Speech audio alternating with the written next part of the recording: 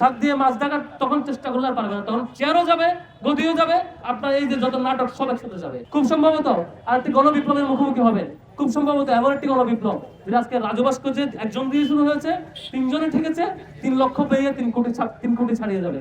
আপনারা এটা সামলাতে পারবেন না। আমি বিনয়ের সাথে অনুরোধ করবো, আজকের নিশ্চয় গভর্নমেন্টের পক্ষ থেকে আপনারা জানেন, পিএম অফিস থেকে শুরু করে মিনিস্ট্রি থেকে সবাই নিশ্চয়ই খোঁজ রাখেন, এটা আমরা ধারণা রাখি।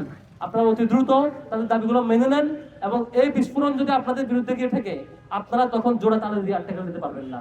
শাক দিয়ে মাছ দেখার তখন চেষ্টা করলে আর পারবে না, তখন চেয়ারও যাবে, গদিও যাবে, আপনার এই যে যত নাটক সব একসাথে যাবে। অনুরোধ করবো এখনো সময় আছে, শিক্ষার্থীদের দাবি মেনে নেন।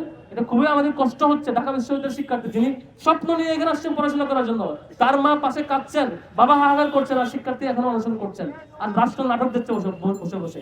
খুবই দুঃখজনক। এমন চলতে থাকলে শিক্ষার্থীরা তার জায়গা থেকে, শ্রমিকেরা তার জায়গা থেকে, প্রত্যেকে যার পেশা ভুলে গিয়ে নির্দল একদম যার মতো করে সবাই রাজপথে নামতে বাধ্য হবে।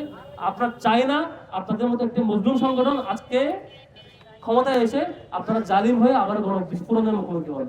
আমরা সেই সিরিয়াস পরিণতি আপনাদের ব্যাপারে আমরা ধারণা করি না, এই পরিণতি আপনারা ভোগ করবেন। আমি আশাবাদ ব্যক্ত করতে চাই, এখনো যে সময় আছে এর মধ্যে গভর্নমেন্টের যারা নীতি নির্ধারণের পর্যায়ে আছেন, আপনাদের বোধ ফিরে আসবে, আপনাদের চিন্তা শক্তি ফিরে আসবে, আপনারা সত্যিকার অর্থে জনগণের যে ম্যান্ডেট সে পথে থাকবেন বলে আমি আশা রাখতে চাই।